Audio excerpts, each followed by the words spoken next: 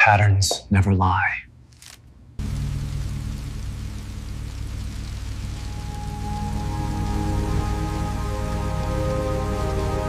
The fluorescent lights of Jin Logistics hummed with a sterile, predatory precision, mirroring the mind of the man who sat behind the mahogany desk on the top floor. Dong Jin didn't look like a man who dealt in the currency of shadows. In his charcoal suit, he looked like the peak of corporate excellence. But his eyes, sharp and cold as shards of obsidian, were currently fixed on a digital spreadsheet that refused to settle into his world of perfect patterns. For 3 years, Jane Rhodes had been the ghost in his machine. She was a data entry clerk who existed in the periphery, quiet, efficient, and entirely unremarkable. She was the kind of employee a man like Dong Jin valued because she was a vacuum. She took up no emotional space and made no noise. But 2 weeks ago, the vacuum had started to leak. Dong Jin leaned back, his fingers steepled beneath his chin. The report from the floor manager was minor, trivial to anyone else. A box of industrial-grade light bulbs, 3 cases of medical-grade antiseptic wipes, a missing shipment of thermal blankets that had fallen off the truck during the midnight inventory. Individually, they were rounding errors.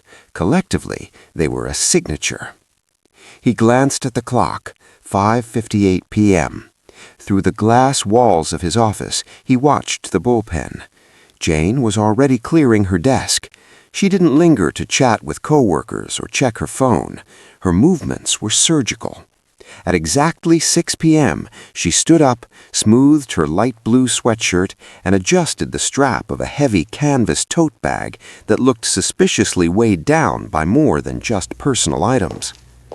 "Patterns," Dong Jin whispered to the empty room. Patterns never lie. He followed her at a distance that only a man trained in the art of the hunt could maintain. He had traded his armored G-Wagon for a battered, nondescript sedan, blending into the rain-slicked arteries of the city. Jane didn't head for the suburbs or the transit hub. Instead, she walked toward the industrial skeleton of the Pacific Northwest docks, a place where the salt air rotted the wood and the law rarely ventured. The rain began to intensify, a thick gray curtain that threatened to swallow her whole. Every few blocks, Jane would pause, not to look for a tail, she was too disciplined for that, but to adjust the weight on her shoulder. Dong Jin watched her through the rhythmic sweep of his wipers. She looked small against the towering cranes and the rusted hulls of the shipping containers. Yet she didn't quicken her pace. She walked with the stride of someone who had a destination that justified the journey. He saw her turn into a narrow alleyway behind a row of shuttered warehouses. This was the dead zone, a territory technically owned by one of his subsidiaries, but abandoned years ago due to structural decay. There was no reason for a woman like Jane to be here. No reason unless she was meeting someone who couldn't be seen in the light. Dong Jin felt a familiar coldness settle in his chest, the instinct of the predator preparing for a kill. He killed the lights on the sedan and let the car coast to the curb. He stepped out into the biting wind, the rain instantly soaking through his shirt, plastering the fabric to the phoenix tattoo that sat like a silent witness on his skin. He didn't care about the cold. He only cared about the betrayal. He reached into his waistband, checking the weight of his piece, and slipped into the shadows behind her, ready to see exactly what kind of monster his invisible employee was hiding. The warehouse loomed like a hollowed-out ribcage of a giant, its corrugated metal walls weeping rust into the muddy earth. Dong Jin moved through the perimeter with the silent grace of a ghost, his hand resting instinctively on the cold steel at his waist. He expected a transaction of blood or high-value contraband. He expected to find a version of Jane Rhodes that finally made sense to his cynical mind. Instead, as he peered through a jagged crack in the rear loading dock, the air was knocked out of his lungs by a reality he wasn't prepared to process. The interior wasn't a storehouse for stolen goods, but a sanctuary built of sheer will.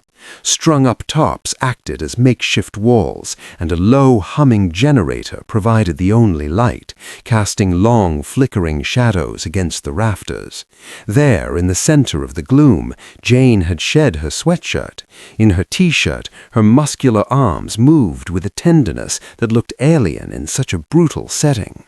She wasn't handing over files or taking money. She was kneeling on the cold concrete beside a rusted cot. Dong Jin watched, motionless, as she reached into her heavy tote bag. She didn't pull out a weapon. She pulled out the antiseptic wipes and the industrial light bulbs he had tracked through his inventory.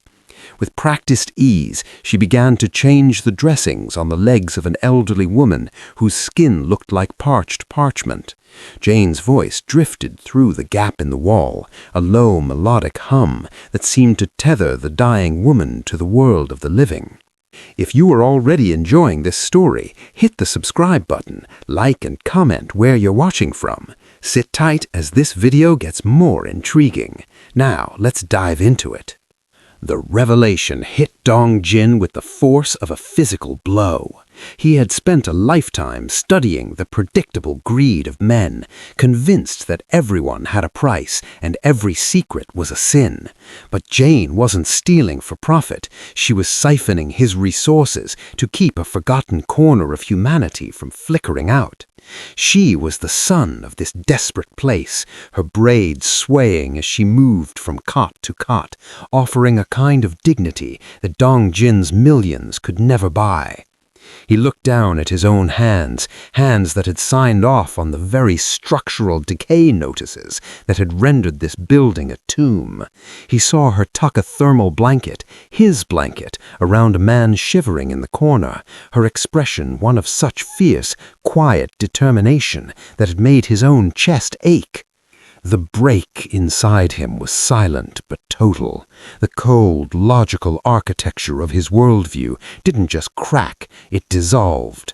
He had followed her to find a traitor, but he had found the only person in the city who wasn't afraid of the dark because she was busy lighting it. The phoenix on his chest felt like a brand, a reminder of the fire he had used to build his empire, while this woman was building a world out of nothing but ash and antiseptic. For the first time in his life, the great Dong Jin felt like a trespasser in his own city, a man who owned everything but understood nothing. He didn't pull his weapon. He let his hand fall limp at his side, his gaze fixed on the woman who had just accidentally destroyed the man he used to be. The following morning, the office of Jin Logistics felt different to Dong Jin, as if the air had been stripped of its oxygen. He sat in his glass sanctuary, watching the elevator doors slide open at exactly 8 a.m. Jane Rhodes stepped out, looking exactly as she always did, composed, efficient, and entirely invisible to the bustling staff. But to Dong Jin she now glowed with the haunting intensity of a ghost he couldn't exorcise. He had spent the early hours of the dawn preparing his move. He knew he couldn't simply walk up to her. His presence carried the weight of 1,000 unspoken threats. Instead, he chose the only language he had ever mastered, the transaction. Before she arrived, he had placed a thick vellum envelope on her desk, nestled between her keyboard and her monitor. Inside was $10,000 in unmarked bills, enough to buy more light bulbs, more medicine, and perhaps a moment of rest for the woman carrying the weight of the dead zone. He watched through the glass, his heart a rhythmic drum against his ribs. He expected to see her eyes widen. He expected a hand to fly to her mouth, or perhaps a frantic look around the room to see who had bestowed such a miracle. He wanted to see the burden lift, if only for a second. When Jane saw the envelope, she didn't smile. Her body went rigid, a sudden sharp tension domesticating her spine. She didn't open it immediately. Instead, she stared at it as if it were a coiled viper. When she finally slid the flap open and glimpsed the stack of hundreds, her reaction was a cold, clinical horror. She didn't look grateful, she looked hunted. Her head snapped up, her focused gaze scanning the office floor with the precision of a cornered soldier. She wasn't looking for a benefactor, she was looking for the trap. To Jane Rhodes, an anonymous gift of $10,000 wasn't a blessing, it was a leash. It was the price of a soul, or the signal that her secret life had been compromised by the very shadows she spent her nights trying to outrun. She stood up, the envelope clutched in a white-knuckled grip, and marched toward the executive wing. She didn't knock. She pushed open the heavy oak door to Dong Jin's office, her braids swaying with the force of her stride. She threw the envelope onto his mahogany desk with a dull thud that sounded like a gavel. "I don't know who you think I am, and I don't know what you think you're buying, but I'm not for sale, and neither are the people I care about." Dong Jin looked at the money, the power he had always relied on, and realized for the first time that it was a useless currency. He had tried to fix a spiritual break with a physical bribe. Jane wasn't looking for a savior from the high-rises, she was looking for an enemy, and by trying to help her in the only way he knew how, he had just confirmed her worst fears. The silence that followed was heavy with the realization that the distance between his world of blood and her world of grace was much further than 11 city blocks. The following evening, the rain had tapered off into a biting, salt-laden fog that clung to the rusted iron of the industrial district. Jane was kneeling on the warehouse floor, trying to coax a temperamental portable heater into life, when the heavy corrugated door groaned on its hinges. She didn't look up, assuming it was one of the residents returning from a shift of day labor. "The kerosene is in the corner, Marcus. Be careful with the—" She stopped. The man standing in the doorway wasn't Marcus. Gone was the charcoal suit that cost more than Jane made in a year. Gone was the executive air of a man who moved mountains with a signature.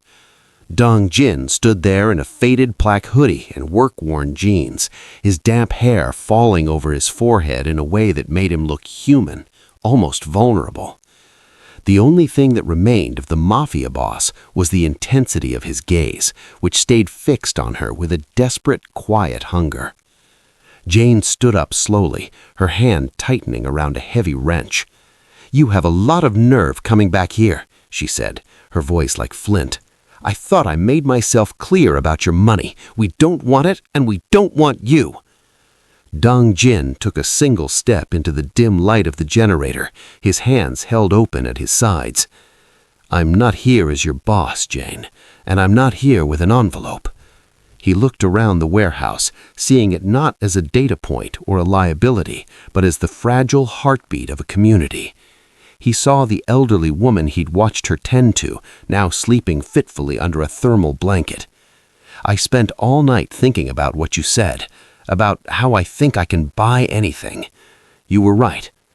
He looked back at her, the shadows of the warehouse playing across the phoenix tattoo peeking from the collar of his hoodie. "I've spent 10 years tearing things down to build an empire. I don't know how to build something that actually matters. But I'm a fast learner." Jane scoffed, a short, bitter sound. "What are you talking about, Jin?" "I heard you telling the old man yesterday that the roof in the west corner is leaking near the electrical box and that you're short-staffed for the midnight meal prep."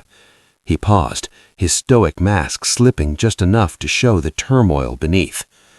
"I'm not offering you money, Jane. I'm offering you a pair of hands.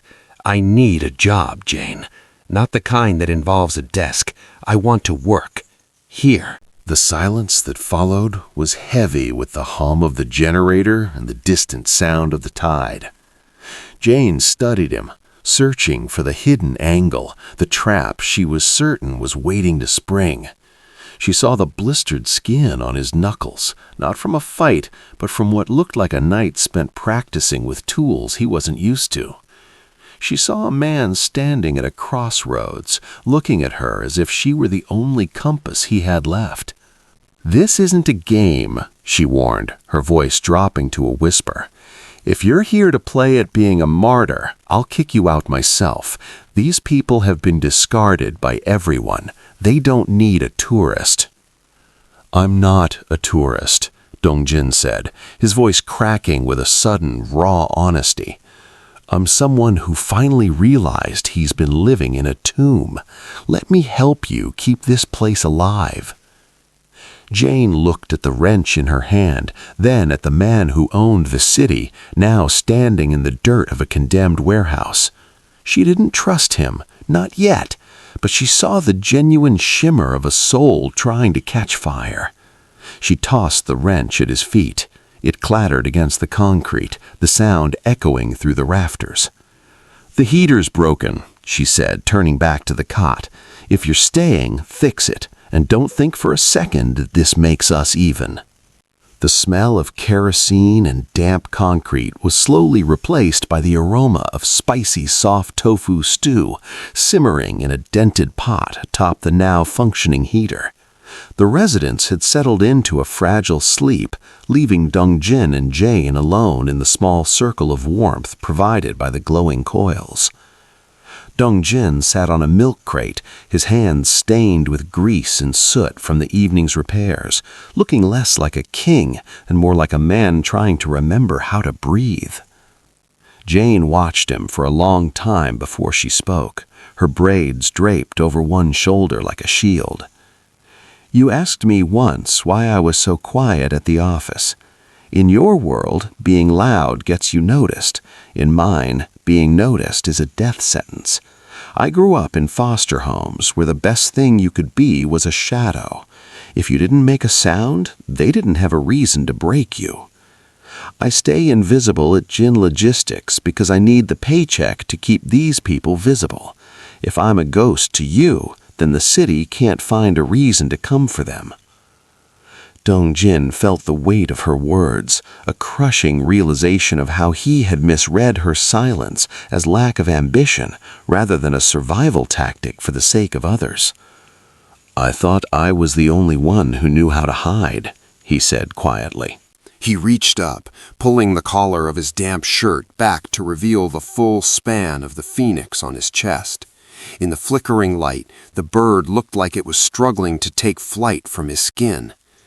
"I got this in a prison cell in Seoul when I was 18, he confessed, the shadow of a younger, more desperate man flickering in his eyes. "My father was a debt collector who lost everything. He took his own life and left the syndicate as tab. I was the collateral. I was told that I had to burn my old self to ash if I wanted to survive the fire they were putting me in." He traced the jagged line of a scar that ran through the bird's wing. "The phoenix isn't about power, Jane.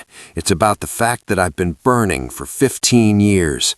I thought if I'd built a big enough empire, the fire would finally go out, but all I did was build a bigger furnace."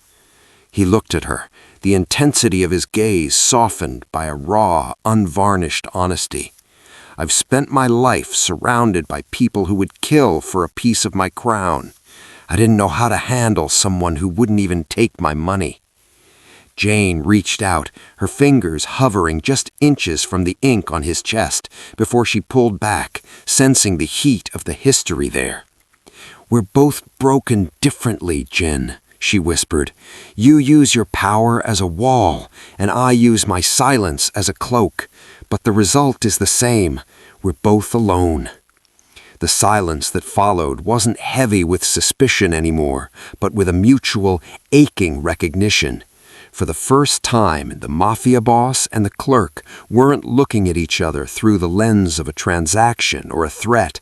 They were two people sitting in the ruins of their own making, wondering if the ashes they carried could ever be used to build something that wouldn't eventually burn. In the quiet of the warehouse, under the watchful eyes of the forgotten, the phoenix and the braid finally found a common language, the shared truth of the invisible.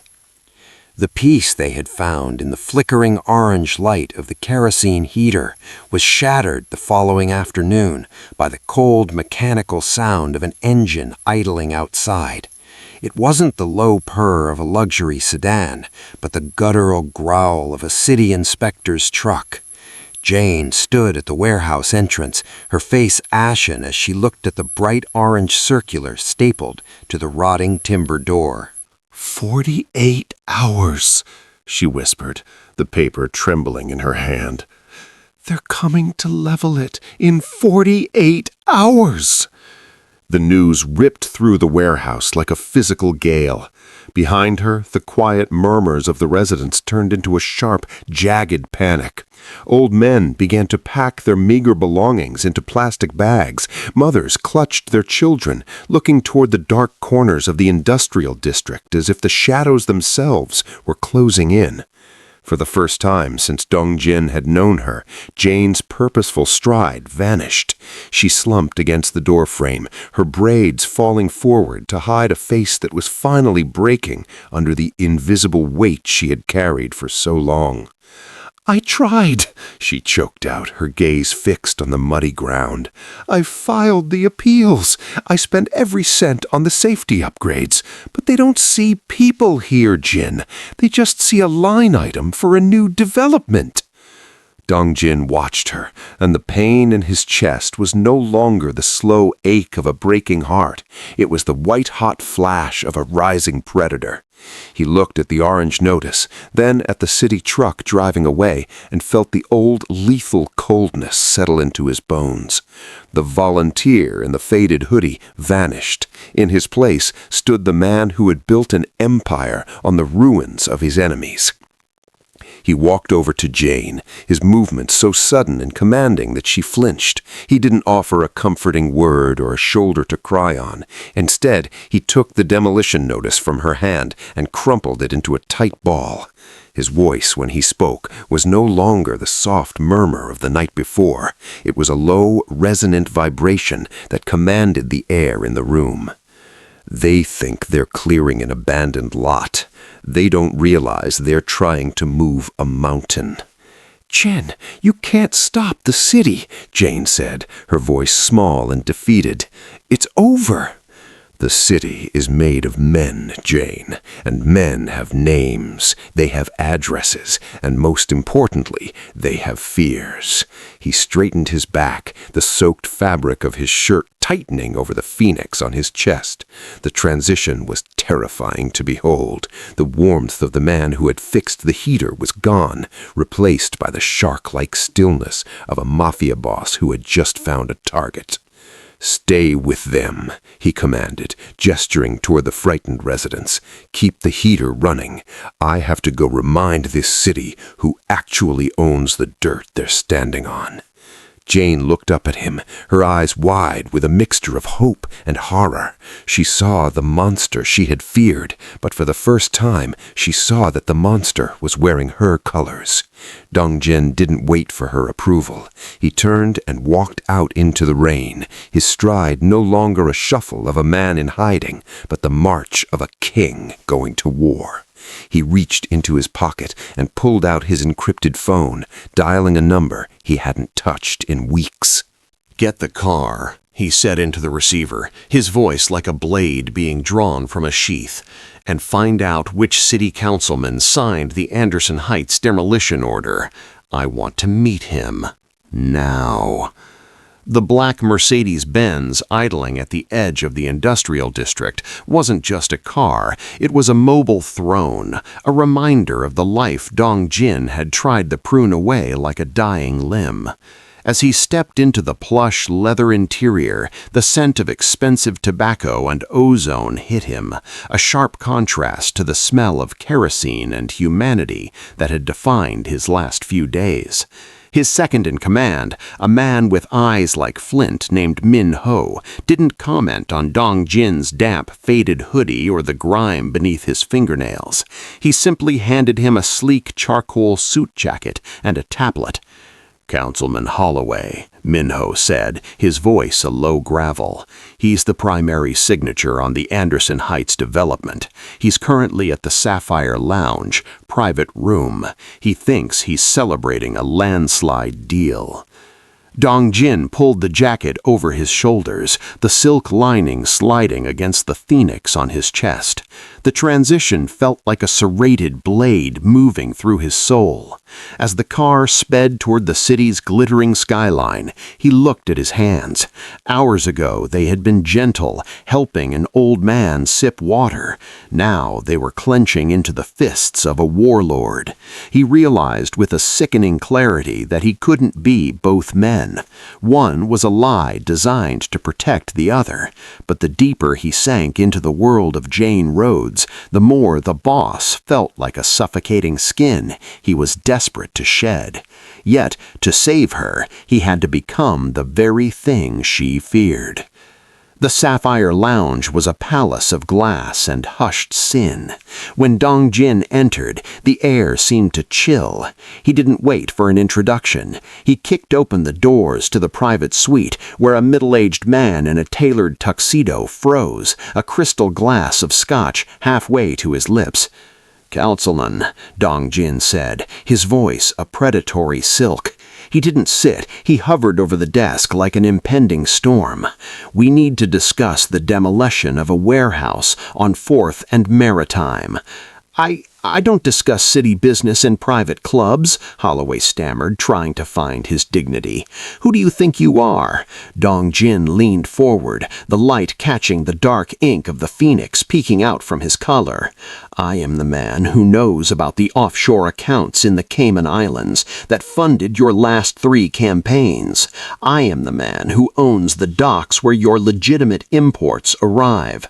And more importantly, I am the man who is telling you that Anderson Heights is no longer for sale." The ink of his history was speaking for him now, the blood of his reputation doing the heavy lifting. He watched the blood drain from the councilman's face as the realization set in. He wasn't dealing with a lobbyist, but a ghost from the city's foundations. I'll see what I can do," Holloway whispered, his hands shaking. "You'll do more than see," Dong Jin countered, his eyes flashing with a lethal obsidian light. "The demolition order dies tonight, or your career does." As he walked back to the car, the adrenaline of the confrontation felt like ash in his mouth. He had won, but the cost was high. He had resummoned the monster to save the saint.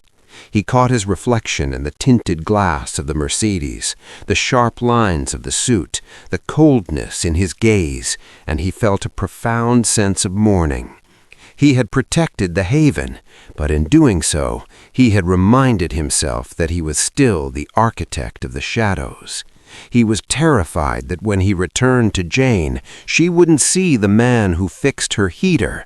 She would only see the blood on the hands that had saved her. The demolition trucks never arrived. By the next morning, a frantic city courier had delivered a rescinded order, citing a clerical error and an indefinite stay on all development at Maritime and 4th. The haven was safe. But as the residents cheered and wept with relief, the air between Jane and the man she knew as a volunteer grew cold and brittle. Dong Jin had returned to the warehouse in the pre-dawn hours, his expensive suit replaced once more by the black hoodie, but he couldn't hide the change in his posture. The predatory stillness he had summoned to crush Councilman Holloway hadn't fully retreated. He found Jane standing by the generator, the morning light filtering through the dust motes. She wasn't holding a wrench today. She was holding a crumpled morning edition of the Regional Gazette. "You did it," she said, her voice devoid of the joy that filled the rest of the room. "The demolition was halted at 3 a.m. by an emergency executive session, a session called by a man who is currently under investigation for ties to organized crime." Dong Jin stopped 10 feet away. He didn't lie. "The result is what matters, Jane. The people are safe." "At what cost?" She stepped toward him, her gaze raking over his face as if she were seeing him for the first time. She held up the paper, pointing to a grainy, distant photo of a man stepping into a black Mercedes, a man with the unmistakable silhouette of the one standing before her. I spent all night wondering how a volunteer with grease on his hands could stop a city bulldozer. Then I remembered the name on my paychecks, Jin Logistics, Dong Jin. The silence that followed was heavy with the sound of the nearby tide. "I never wanted you to find out like this," Dong Jin said, his voice a low, pained vibration. "You lied to me," she whispered, and the sound was sharper than any blade he had ever faced. "Every word about your past, about the Phoenix, about needing a job, was it all a game? Were you just watching me to see how much I'd stolen? Or were you waiting for the right moment to own this place too?" "No." He surged forward, his hands reaching out but stopping short of touching her. "The stories were true. The prison, the fire, the way I felt when I saw you tending to these people, that was the only real thing I've felt in years. I used my power because it was the only way to save what you built." "You used the blood of this city to save a drop of it," Jane countered, her eyes shimmering with a devastating mix of anger and betrayal. "You let me believe you were like us. You let me open up to you, let me think I wasn't alone. But you're just another man in a high tower playing God with people's lives." She looked at the residents, the people he had saved, and then back at him. "The residents might thank you, but I can't. Because every time I look at you now, I don't see the man who fixed the heater. I see the man who built the system that made them homeless in the first place." She turned her back on him, the line of her braids a rigid barrier between their worlds. Dong Jin stood in the center of the warehouse, surrounded by the life he had protected, feeling more like a ghost than ever before. The revelation hadn't just broken his secret, it had scorched the bridge he was trying to build back to humanity. He had saved the haven, but he had lost the saint who lived within it. The warehouse was silent in a way that felt like an ending, the air thick with the smell of wet pavement and the unsaid. Dong Jin sat on the same milk crate where he had once shared his truth, but today he wasn't wearing the hoodie of a volunteer or the silk of a king. He wore a simple black shirt, his sleeves rolled up to reveal the phoenix, which looked more like a scar than a symbol of power in the gray morning light. Jane stood by the makeshift kitchen, her back a wall of grief and resolve. She hadn't spoken to him since the revelation, moving around him as if he were a ghost haunting the sanctuary he had saved. "I'm leaving, Jane," he said, his voice a low, steady anchor in the drafty room. She didn't turn around, but the rhythmic sound of her chopping vegetables faltered. "Back to your tower? Back to the high-rises built on the backs of people like us?" "No," Dong Jin replied. He stood up and walked toward her, placing a stack of legal documents on the scarred wooden table. "I spent the last 48 hours liquidating my legitimate holdings. Jin Logistics, the shipping lanes, the properties in the North End, they've been transferred to a blind trust. The beneficiary is a non-profit foundation named The Haven." Jane finally turned, her eyes narrowed with a sharp defensive edge. "I told you, Jin, we don't want your blood money." "It's not blood money anymore," he said. And for the first time, the predatory obsidian in his eyes had been replaced by a quiet, sacrificial light. "The syndicate. I've dismantled the local crew. I've turned over the ledgers and the shipping manifests of the illicit operations to the federal task force. My cousin in Seoul is handling the fallout there, but here, the empire is gone. There is nothing left for me to return to." Jane looked at the documents, her hand hovering over the heavy paper. "Why would you do this? You're a man who needs power like oxygen." "I thought I did," Dong Jin whispered, taking a step closer, his heart visible in the raw tension of his jaw. "But I realized as long as I held that power, I was the lock on your cage. You can't trust a man who can buy your safety on a whim. So I took the only thing I had left to give you, my absence of power." He reached into his pocket and pulled out his phone, placing it beside the trust documents. On the screen was a pre-dialed number for his attorney and the district attorney's office. "I'm turning myself in at noon. My testimony will dismantle the drug trade in this sector for a decade. It's the only way to ensure the people I've hurt can finally breathe." The weight of his words settled over the warehouse. Jane looked at the man who had traded a billion-dollar throne for a prison cell, all to prove that he saw her, really saw her. The betrayal that had felt like a bullet wound began to pull together into a jagged, painful scar. She saw the phoenix on his chest and finally understood he wasn't just talking about rebirth anymore. He was actually stepping into the fire. "You'll go away for a long time, Jin," she said, her voice trembling. "I know," he said, reaching out to graze the tips of her braids with his fingers, a gesture so tentative it broke her heart. "But for the first time in 15 years, I'll be a man who can look you in the eye and know I'm not lying. I'm not a boss anymore, Jane. I'm just a man who wants to be worthy of the light you carry." He turned to walk toward the heavy warehouse doors, leaving the papers and his legacy behind. He didn't look back, but as he stepped into the rain, he heard her voice, not a shout, but a soft, ragged promise. "I'll be here, Jen. When you get out, the haven will still be standing, and so will I."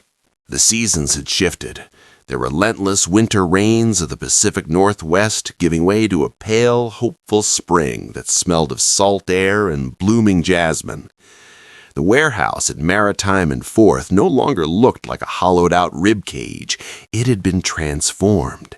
The rusted corrugated metal was now painted a deep, resilient slate gray, and the windows, once jagged and blind, were replaced with clear glass that reflected the morning sun. A modest sign hung above the entrance, its letters carved into reclaimed wood. The Haven Community Clinic. Jane Rhodes stood at the front desk. The heavy braids she once used as a shield now pulled back loosely, revealing a face that had lost its haunted edge. She was no longer a ghost in a data entry pool. She was the steady heartbeat of a sanctuary that was finally legal. The clinic hummed with a different kind of energy now. Not the desperate silence of the dying, but the quiet efficiency of people being cared for. There were actual exam rooms, a pharmacy stocked with more than just stolen antiseptic, and a staff of volunteers who no longer had to hide in the shadows. The heavy front door opened, but this time the air didn't chill. Jane looked up, and for a moment the world seemed to tilt on its axis. Dong Jin stood in the doorway.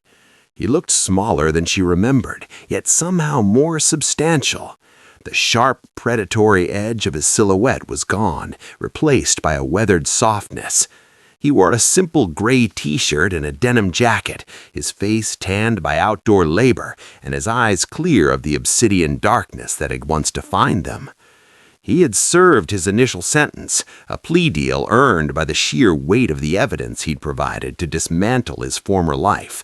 He was a man who had walked through the fire and left the boss in the embers.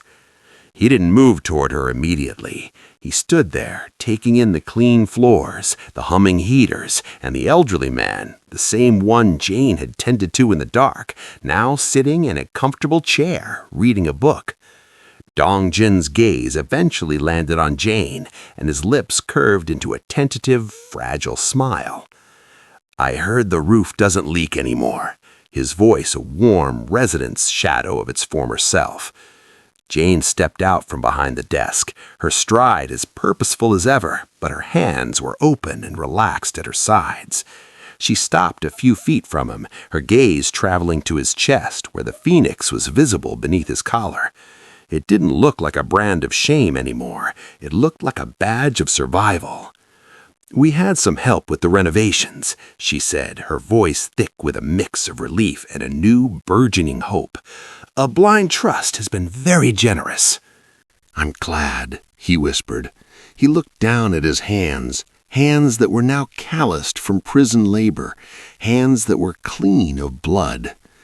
"I wasn't sure if I should come.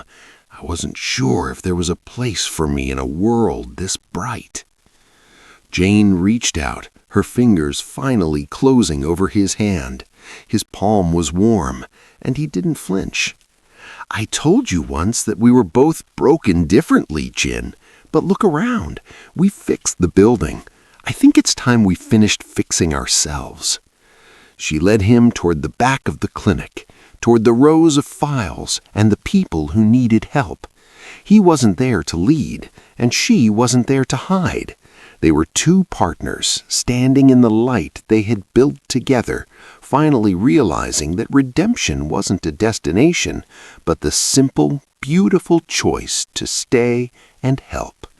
As the sun set over the Puget Sound, the Phoenix and the Braid finally found peace in the haven they had forged from the ash.